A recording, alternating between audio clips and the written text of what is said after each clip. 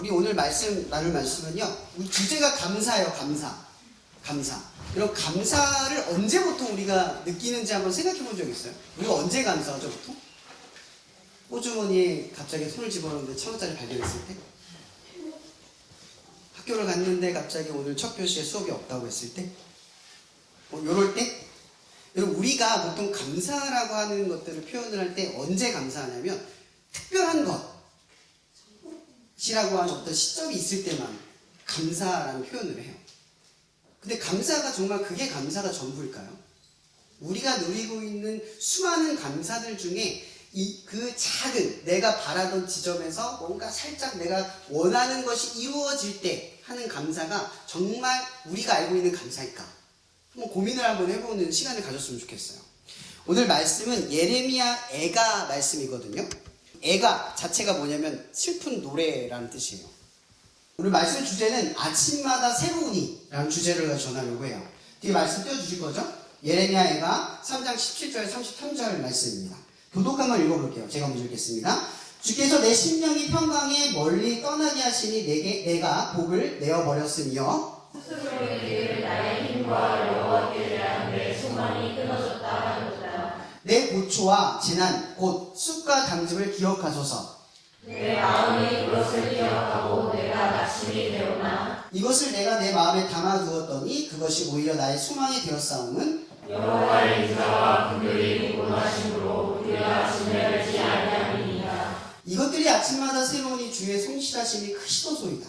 내 심령에 이르기를 여호와는 나의 기억이시니 그러므로 내가 그를 바라게 하도다. 기다리는 자들에게나 구하는 영혼들에게 여호와는 선하시도다. 사람이 여호와의 구원을 바라고 잠잠히 기다리기 좋다. 사람은 젊었을 때 멍에를 매는 것이 좋으니 혼자 앉아서 자성할 것을 주께서 그것을 내게 내셨습니다. 그대의 입을 땅에 티끌에 댈지어다. 혹시 소망이 있을지로다. 자기를 지친 자에게 빵을 돌려내어 시험으로 돌릴지어다. 이는 주께서 영원하도록 버리지 아니하실 것이며 그가 비록 근심하게 하시나 그의 풍부한 인자하심에 따라 긍휼히 여기실 것이라. 다 함께 읽겠습니다. 주께서 인생으로 고난하게 하시며 근심하게 하시는 본심이 아니시로다. 아멘. 제가 인스타를 많이 하잖아요. 여러분 보시기에 와 목사님 인스타 진짜 잘 활용하신다 하잖아요. 저는 기본적인 기능만 씁니다. 보이면 그냥 좋아요 누르고 보이면 뭐 댓글하고 기억해두고 그렇게 활용을 해요.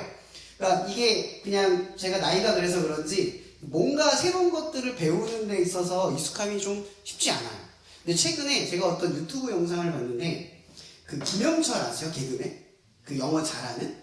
좀 비호감이라는 캐릭터로 했지만 그래도 되게 유쾌하게 자기 인생을 살아가잖아요. 그죠? 그분이 언제 유튜브 릴스에서 그런 글을 한 게 있었어요. 뭐냐면 자기는 행복을 최근에 깨달았대요. 그래서 행복이 뭐냐라고 했는데 불편한 일을 하는 게 행복하는 거예요. 그러니까 불편한 일을 다가서서 그 일을 해내는 그 삶의 습관이 나를 자꾸 행복하게 만들어 간다라는 걸 최근 들어 깨달았다 얘기를 하는 거예요. 저도 그 얘기를 딱 듣는데 맞다라는 생각이 좀 들었어요. 왜 그런 생각을 했냐면 제 나이쯤 되면은 뭔가 자기가 하던 일이 익숙해지거든요. 잘해져요. 조금만 노력을 하면 예를 들어서 하나만 노력을 하면 10가지 일을 해낼 수가 있어요. 그러다 보니까 노력은 줄어드는데 하는 일은 많아요. 그래서 삶의 여유가 늘어나긴 하지만 실제로 내 삶이 꽉꽉 채워있지 않은 걸 많이 느껴요. 지금 여러분 앞에 이렇게 설교를 할 때는 와 사역을 한다라는 어떤 느낌을 받고는 있지만 또 이렇게 일상으로 돌아가면 다시 평범해지는 거예요. 그걸 몰랐거든요. 근데 내가 불편하지 않은 게 뭐가 있을까? 내가 뭘 안 하고 있을까 생각을 해봤어요. 근데 최근에 그래서 시작하게 된 게 뭐냐면 마라톤이에요. 마라톤 10km를 계속 하고 있거든요. 근데 지금 아파서 못하고는 있지만 근데 그거를 되게 불편하고 하기 싫었는데 하다 보니까 할 때는 너무 싫어요. 시작할 때 이거 내가 왜 한다고 했지? 이게 주변 사람들이랑 크루를 만들어서 하다 보니까 으쌰으쌰하면서 하게 되는 거예요. 했는데 1km, 2km, 5km, 7km, 8km 너무 하기 싫어. 근데 포기하고 싶은 생각이 들어요. 10km까지 가는데 몇 달이 걸렸냐? 한 달이 넘게 걸렸어요. 근데 그 불편한 걸 해냈더니 어떤 느낌이 들었냐면 재밌다가 아니라 그 성취가 많아요. 해냈다. 라는 느낌을 받는 거예요. 그 느낌을 한번 경험을 하고 나니까 불편한 것을 한번 정복을 하고 나니까 그 다음 넥스트 다른 도전을 할 수 있는 자신감이 또 새롭게 생기는 거예요. 아, 김영철 그분이 하는 말이 뭔지 알았어요. 행복한 거는요, 항상 내가 뭔가를 도전하고 그걸 극복해내고 그걸 이뤄내는 과정을 계속 겪는 거예요. 그래야 행복해요. 뭔가 계속 쫓고 있는 상태니까. 그럼 우리가 언제 불행해요? 삶에 익숙해질 때, 삶이 평범해질 때, 어제와 오늘이 다르지 않다고 느낄 때. 그러면 이걸 감사로 한번 연결해 볼게요. 감사하지 않는 건 보통 언제 감사하지 않냐면 어제와 오늘이 똑같아서 별 볼 일 없다고 느껴지는 순간. 매일 건강하면 여러분 건강한 게 감사해요? 매일 학교 가는 게 처음에 학교 갈 때 뭐 학교 못 가는 다른 나라 지역도 있지만 우리는 학교 가는 거에 감사를 모르잖아요. 그죠? 근데 우리는 학교를 매일 가도 감사하지 않아요. 그 감사가 사라지는 순간은 언제냐? 우리가 누리고 있는 평범함이 당연하다고 느껴질 때. 익숙해지면 감사함이 사라진다는 거예요. 하나도 안 감사해요. 그럼 하나도 안 감사하면 어떻게 되는 줄 아세요? 재미가 없어요. 그리고 흥미도 없어요. 그리고 행복하지도 않아요. 그럼 언제 행복해지냐? 그리고 복음이라는 것은 우리에게 행복을 가르쳐주는 말은 아니에요. 그죠? 복음은 우리에게 구원을 주려고 하는 책이에요. 그죠? 구원을 주려는 거예요. 행복을 주려는 게 아니에요. 구원을 주면 그 구원을 통해서 행복을 누릴 수 있는 삶으로 살아갈 수 있도록 해주는 거죠. 그렇다고 해서 행복하지 않으면 구원받지 않는 삶이 아니니까? 아니죠. 행복하지 않아도 구원받아요. 행복해도 구원받아요. 그러니까 중요한 건 행복이 구원의 기준은 아니라는 거죠. 꿈이 이뤘다는 것이 하나님이 나와 함께 하신다는 증거는 아니라는 거예요. 실패하고 넘어지고 원하는 걸 못 얻어도 내가 불행을 해도 하나님은 한결같이 뭐예요? 나와 함께 하셔요. 조건과 자격을 논하지 않아요. 하나님이 여러분들에게 뭔가를 원할 때 여러분들의 자격을 따지지 않아요. 뭔가를 주시려고 할 때도 아 얘가 선했네? 얘가 의로웠네? 얘가 착했네? 그런 사람한테 주는 거 아니에요. 어떤 사람한테 주냐? 하나님의 뜻 안에 있는 사람들한테 주는 거예요. 근데 그게 자격과 조건은 아니라는 거죠. 열심히 신앙생활했고 열심히 믿었고 열심히 따라서 주는 게 아니라는 거예요. 오늘 말씀의 본문의 이야기가 어떤 시점인 줄 아세요? 그 유다, 예루살렘 아시죠? 예루살렘이 북이스라엘 멸망 이후에 한 200년 뒤에 멸망을 해요. 이 예레미야는 지금 어떤 상황이냐면 성벽이 무너졌어요. 지금은 성벽이 중요하지 않은 시대지만 이 시대는 성벽이 뭘 말하냐면 도시의 기준이 되는 거예요. 그러니까 성벽이 무너졌다는 건 뭐가 멸망했다는 거예요? 도시가 멸망했다는 거예요. 근데 그 도시가 어떤 도시죠? 남유다의 상징이 뭐예요? 하나님의 나라예요. 그러니까 성벽이 무너졌다는 건 뭐가 무너졌다는 거예요? 하나님의 나라가 무너졌다는 뜻이에요. 또 하나 뭐가 무너졌죠? 성전도 무너졌어요. 완전 무너지고 기구도 다 뺏기고 불태워졌어요. 성전은 누가 있는 곳이에요? 하나님이 함께하는 곳. 하나님이 인정한 장소를 말하는 성전. 하나님 함께한. 누가 진 거예요? 성전이 무너지면 누가 진 거예요? 하나님이 징계되는 거예요. 사람들 눈에 보이기에는. 그리고 보통 여러분들도 자기 신앙생활을 할 때 하나님 안 계셔. 언제 안 계셔요? 내가 무너지면. 내가 믿었는데 내가 무너지면. 내가 열심히 하나님을 따랐는데 내 삶에 고난만 닥치면 어떻게 돼요? 하나님 안 계셔. 이렇게 해석이 되는 거예요. 그럼 예레미야가 지금 이런 상황인 거예요. 다 무너졌어요. 눈앞에 하나님이 없는 흔적들만 쭉 있어요. 근데 여러분 이 예레미야의 별명이 뭔지 아시죠? 눈물의 선지자. 눈물의 선지자. 왜 눈물의 선지자냐면 이거예요. 이 예레미야가 한 얘기 딱 이거거든요. 바벨론한테 항복을 하면 적어도 멸망은 면한다. 이 얘기를 하고 싶었어요. 근데 들어줘요, 안 들어줘요? 안 들어줘요. 뭐라고 말하면 바벨론의 첩자래요. 스파이래요. 오해만 받는 거 친구들은 막 욕을 하고 모욕하고 잘못됐다라고 가서 지적만 하고 사람들은 날 싫어하고. 근데 이 예레미야 마음은 어떤 마음이에요? 어떻게든 뭐 하고 싶은 거예요? 성전이 무너지는 것과 성벽이 무너지는 것을 막고 싶은 게 예레미야 마음이에요. 근데 이 하나님의 방식이 사람들의 마음에 들어요, 안 들어요? 마음에 안 들어요. 아무도 예레미야 말을 듣지 않아. 그래서 예레미야의 선지자의 별명이 눈물의 선지자예요. 수없이 울어야만 했던 그 편지의 흔적이 바로 이 예레미야 애가예요. 슬픈 노래. 오늘 말씀의 본문에 보면 이런 말이 있어요. 내 고초와 재난 곧 쑥과 담즙을 기억하소서. 이게 의학적으로 보면 어떤 말인 줄 아세요? 이게 실제로 스트레스를 받으면 우리가 극한의 스트레스를 받으면 여기 있는 쑥에 뭐라고 하냐, 간에 있는 쓸개 있죠. 쓸개에서 쓴물이 올라오는 거예요. 이런 스트레스 받으면 뭐가 생겨요? 역류성 식도염 생기죠. 그거에 상위보완. 이것까지 쏟아져 나오면 이 속이 다 망가지는 거예요. 그러니까 예레미야가 지금 이 고통을 느낀다는 얘기는 뭐냐면 하나님 앞에서 지금 토하는 심정으로 기도하고 있는 거예요. 하나님 이거 왜 이래요? 내가 이토록 바랬던 일은 이게 아닌데 왜 이렇게까지 하십니까? 우린 망하게 됐습니다. 끝났습니다. 이 예레미야의 심정이 이거예요. 우리는 그 정도의 극한으로 살아가진 않지만 지금 예레미야가 지금 그걸 보고 있는 거예요. 여러분의 삶도 지금은 평탄하겠지만 학교를 다니니까 별 문제 없겠지만 이제 대학을 가고 이제 사회생활하고 청년생활하면 진짜 고되고 힘들어요. 자유가 주어지는 만큼 책임을 감당하는 게 얼마나 무거운지를 서서히 여러분 느끼게 돼요. 어른이 된다는 건 그 책임감이 감당할 수 없는 거구나. 그래서 더 신앙이 두터워지는 이유는 인생은 내가 감당하는 게 아니구나라는 걸 배워서 그래요. 그래서 신이 두터워지는 거예요. 근데 방향이 맞으면 그래요. 근데 오늘 이 예레미야의 이야기는 남유다의 멸망을 보고 있지만 여러분의 삶에도 똑같이 적용될 수 있어요. 여러분의 삶이 무너질 수 있어요.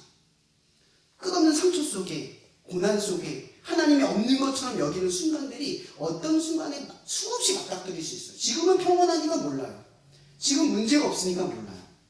지금 우리가 감사하지 않는 건요, 지금 이게 얼마나 감사한지 모르기 때문이에요. 근데 이걸 언제 깨닫냐? 바로 이런 순간에 깨닫는 거예요. 저는 감사를 이렇게 정의할게요. 감사란 새로운 마음을 주시는 것이다. 우리가 먹는 게 아니에요. 하나님이 주시는 거예요. 오늘 말씀의 본문에 이런 말이 있어요. 내가 이것을 내 마음에 담아두었더니 그것이 오히려 나의 소망이 되었사옴은 여호와의 인자와 긍휼이 무궁하심으로 우리가 진멸되지 아니합니다. 이게 무슨 말이냐면 지금 예레미야는 이웃과 친척, 집 다 무너졌어요. 자기가 있었던 이 마을이 우크라이나 전쟁이 일어나고 있죠? 초토화된 거예요. 내가 누렸던 가게, 내가 먹었던 음식, 나와 함께했던 가족과 친구 없어요. 그런 세상이 된 거예요. 예레미야가 지금 무슨 고백을 하고 있냐면 방금 전에는 그 쓴 액이 올라올 정도로 힘들었대. 근데 오늘 다시 이야기한 게 뭐냐면 하나님의 인자와 긍휼, 그러니까 사랑과 자비 이런 것들이 넘쳐 흘렀대요. 지금 내 순간에. 왜요? 내가 멸망되지 않았다. 진멸하지 않았다. 내 인생이 끝나지 않았기에 살아있는 것만으로 뭐예요? 감사합니다. 를 고백했다는 거죠. 근데 그냥 고백했겠어요? 오늘 말씀에 뭐라고 되어 있냐면 이것을 내가 마음에 담아두었대요. 뭘까요? 뭘 담아두었을까요?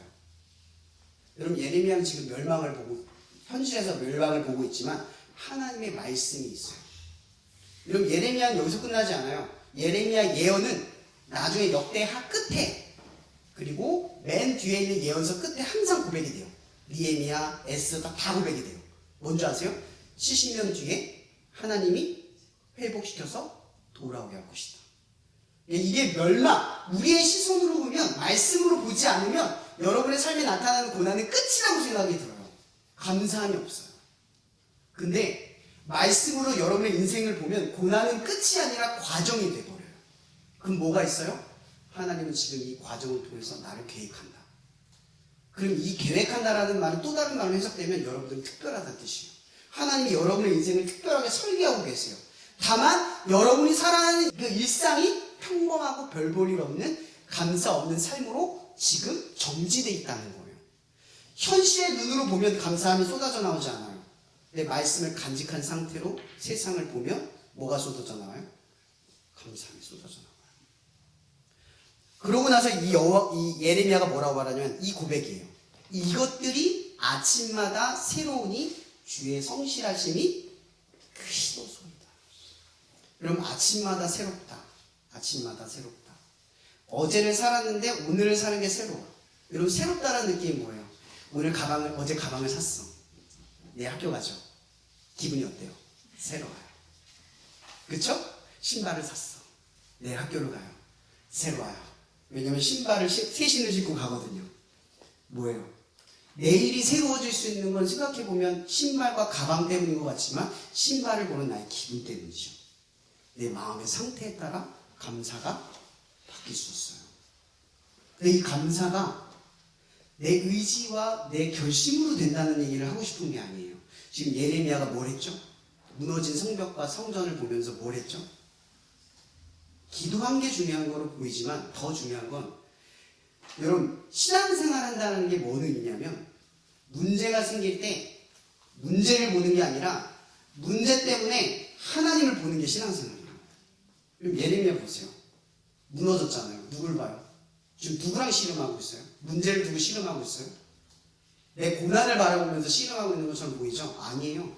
이 고난과 모든 문제를 가지고 하나님하고 씨름하는 거예요.